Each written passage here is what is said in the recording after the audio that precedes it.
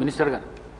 అధ్యక్ష, గౌరవ సోదరుడు బాలు నాయక్ గారు అడిగినట్టుగా ఎక్కడ వీలైతే ఎక్కడ పబ్లిక్ ఉంటారో మరి అక్కడ అన్నీ కూడా హాస్పిటల్స్ కానీ కలెక్టరేట్ కానీ మరి జిల్లాలలో మండలాల్లో ఆయా మహిళా సంఘాలను ప్రోత్సహించాలి. ఇది కేవలము ఆర్థిక అభివృద్ధితో పాటు మరి మహిళలు వాళ్ళ కాళ్ళ మీద వాళ్ళు నిలబడాలనే ఉద్దేశంతో మీకు తెలుసు మన ప్రభుత్వం వచ్చి రాగానే ముఖ్యమంత్రి గారు మరి 1 కోటి మంది మహిళల్ని కోటీశ్వరులను చేయాలనేటువంటి ఒక సంకల్పం పెట్టుకొని మరి ముందుకెళ్ళడం జరుగుతూ ఉంది అధ్యక్ష. దానిలో భాగంగానే మహిళల మీద భారం పడకూడదనే ఉద్దేశంతో మన గవర్నమెంట్ అధికారంలోకి వచ్చిన 42 గంటలలో 48 గంటల్లోనే మరి ఉచిత బస్సు ప్రయాణం పెట్టి కూడా ఆర్థికంగా మహిళలను ఆ భారం నుంచి బయటికి తీసుకురావడం జరిగింది అధ్యక్ష. అదేవిధంగా ఈరోజు రాష్ట్ర రాజధానిగా ఉన్నటువంటి పరిపాలనా కేంద్రంగా ఉన్న సెక్రటేరియట్లో కూడా మరి మన ప్రభుత్వం వచ్చి రాగానే మహిళలకు క్యాంటీన్ పెట్టి అందించడం జరిగింది అధ్యక్ష. నిన్న మేము కూడా మేడారంలో మరి బొంగు చికెన్ కూడా మహిళలకే ఇవ్వడం జరిగింది అధ్యక్ష. నేను గౌరవ మా ఇన్ఛార్జ్ మంత్రి పొంగులేటి శ్రీనివాసరెడ్డి గారు కూడా ఓపెన్ చేయడం జరిగింది అధ్యక్ష. ఈ సందర్భంగా దాదాపుగా మేడారం జాతరలో ఇటు వరంగల్ నుంచి కానీ అటు చుట్టుపక్కల నుంచి కానీ వచ్చేటువంటి భక్తులకు ఎక్కడ వీలైతే అక్కడ ఫుడ్ కానీ ఇతరత్ర అవసరాలు తీర్చుకోవాల్సిన ఏమవుతున్నాయో ఈ మహిళా సంఘాలకే దాదాపుగా 500 షాప్స్కు గవర్నమెంట్ నుంచి బ్యాంక్ లింకేజ్ ద్వారా వాళ్లకు ఫైనాన్షియల్గా సపోర్ట్ చేస్తూ ఇట్లాంటివన్నీ పెట్టిస్తున్నాం అధ్యక్ష. ఖచ్చితంగా మరి అన్నట్టుగా ఇంకా సంఘాలను కూడా మహిళా సంఘాలను గతంలో మనం 60 ఏళ్ళు దాటితే మహిళా సంఘాలలో వాళ్లకు సభ్యత్వం అవకాశం లేకుంటుండే మన ముఖ్యమంత్రి రేవంత్ రెడ్డి గారి ఆలోచన మేరకు 60 సంవత్సరాలు దాటినటువంటి మా అమ్మలను కూడా సంఘాలలో తీసుకొని వాళ్లకు ఒక ఆర్థిక భరోసానే కాకుండా సామూహిక ఒక కుటుంబ రిలేషన్ కూడా మహిళా సంఘాలలో ఉండడం ద్వారా ఏర్పడుతుందనే ఉద్దేశంతో 60 ఏళ్ళు దాటినటువంటి వాళ్ళను కూడా మహిళా సంఘంలో తీర్చుకుంటున్నాం. అదేవిధంగా వృద్ధ సంఘాలను కూడా ఏర్పాటు చేసి మన యొక్క మరి ఎస్హెచ్ఈ గ్రూపుల ద్వారా మరి అదేవిధంగా ప్రభుత్వం ద్వారా వారికి అన్ని రకాలుగా అండగా ఉంటున్నాం అధ్యక్ష. అంతకుముందు 18 సంవత్సరాలు దాటితే ఉండే ఇప్పుడు 15 సంవత్సరాలు దాటినటువంటి బాలికలను కూడా సంఘాలలో ఆహ్వానిస్తున్నాం అధ్యక్ష. అదేవిధంగా దివ్యాంగులకు కూడా స్పెషల్గా సంఘాలు ఏర్పాటు చేసి వాళ్లకు ఆర్థిక భరోసా మరి ఆర్థిక స్వావలంబన ఇవన్నీ కూడా కల్పిస్తున్నాం అధ్యక్ష.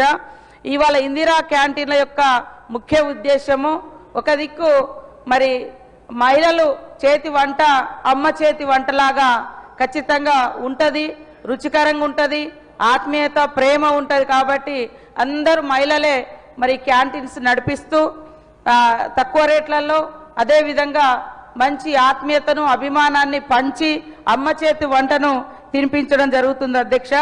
అదే కాకుండా ఇందిరా మహిళా శక్తి సంఘాలకు దాదాపు ఇప్పటికీ 20 రకాల బిజినెస్లను డివైడ్ చేసి ఆ 20 రకాల బిజినెస్లోకి మహిళల్ని తీసుకురావడం జరుగుతుంది అధ్యక్ష. మహిళలు కూడా పెద్ద ఎత్తున ఇంట్రెస్ట్ చూపుతున్నారు అధ్యక్ష ఇవి పెట్టుకోవడానికి. కాబట్టి తప్పకుండా ఎక్కడెక్కడైతే అవకాశం ఉందో అక్కడ ఏర్పాటు చేయాలని మా సిఓ దివ్యా దేవరాజన్ గారి ద్వారా మరి కలెక్టర్లందరికీ డిఆర్డిఓస్ అందరికీ కూడా ఆదేశాలు అందిస్తాం అధ్యక్ష. మీరు కూడా ప్రజాప్రతినిధులు కానీ మరి లోకల్గా ఉండే డిమాండ్ను కూడా వాళ్ళ విన్నపాలు తీసుకొని తప్పకుండా అత్యధికంగా క్యాంటీన్లు ఏర్పాటు చేస్తాం అధ్యక్ష. ప్రతి మండల సమైక్యకు ఇంకా రాబోయే కాలంలో తప్పకుండా బస్సును కూడా అందిస్తున్నాం అధ్యక్ష. ఇప్పటికీ దాదాపుగా 200 పైన మండల సమైక్యలకు బస్సులు అందించినాం. ఇంకా మిగతా మండలాలకు కూడా మండల సమైక్యలకు అందిస్తాం. తద్వారా ప్రతి మండల సమైక్యకు 70,000 రూపాయలు నెల ఇన్కమ్ కూడా రాబోతుంది అధ్యక్ష. వీళ్ళు ఏదైనా క్యాంటీన్స్ కానీ ఏదైనా బిజినెస్ కానీ 20 రకాల బిజినెస్లు మనం ఇచ్చినప్పుడు దాన్ని ఎట్లా నిర్వహించుకోవాలి, ఏ రకంగా సక్సెస్ఫుల్గా ముందుకు పోవాలి, బ్రాండింగ్ ఎట్లా అని కూడా 10 రోజులు హైదరాబాద్లో వాళ్ళకు ఒక్కొక్క సంఘం పేరుతోటి ఒక్కొక్క వాళ్లకు మరి ట్రైనింగ్కి వచ్చినటువంటి వాళ్ళకు 22,300 రూపాయలు ఖర్చు పెట్టి కూడా మరి ఈ బృందాలకు నాణ్యమైనటువంటి ఫుడ్ కానీ బిజినెస్ మెయింటెనెన్స్ కానీ ఉండే విధంగా వీళ్ళందరికీ శిక్షణ కూడా ఏర్పాటు చేస్తున్నాం అధ్యక్ష. తప్పకుండా ఇందిర మహిళా శక్తి క్యాంటీన్లను విస్తృతపరుస్తాం. మహిళలందరూ ఆర్థికంగా బలోపేతమయ్యే విధంగా ముఖ్యమంత్రి రేవంత్ రెడ్డి గారి యొక్క ఆలోచన మేరకు ఇంకా ముందుకు తీసుకెళ్తామని. మోతాదు కాదు, మీరు ఎవ్వల మీద ఆధారపడలేరు. సర్పంచులు ఒక్క విషయం మీరు కరెక్ట్ గా అర్థం చేసుకోండి. భారతదేశంలో మీకు రక్షణగా ఉండేది ఈ ఎమ్మెల్యేలు, వీళ్ళ నీలుగుడు, వీటన్నిటికీ చెక్కు పెట్టేది ఒకటే ఒకటి, డాక్టర్ బాబాసాహెబ్ అంబేద్కర్ రాసిన రాజ్యాంగమే మీకు రక్షణ.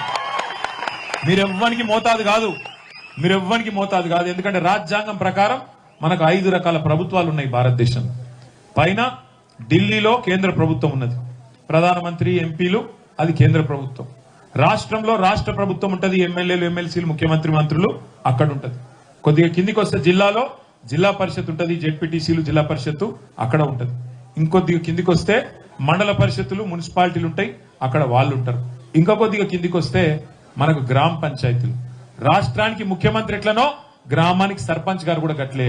కాబట్టి మీరు ఎవ్వరికి మోతాదు కాదు. మీకు రాజ్యాంగం ప్రకారం ఫైనాన్స్ కమిషన్ ద్వారా డైరెక్ట్ గా మీ ఖాతాలనే పైసలు వేయాలి. మీ ఎమ్మెల్యే ఆపేది లేదు, ఎవడు ఆపేది ఏం లేదు. సీదా ఫైనాన్స్ కమిషన్ ద్వారా స్థానిక ప్రభుత్వాలకు వచ్చే పైసల్లో ₹1 ఢిల్లీలో విడుదలైతే సీదా గ్రామ పంచాయతీలకు 85 పైసలు మీ అకౌంట్లకు రావాలి.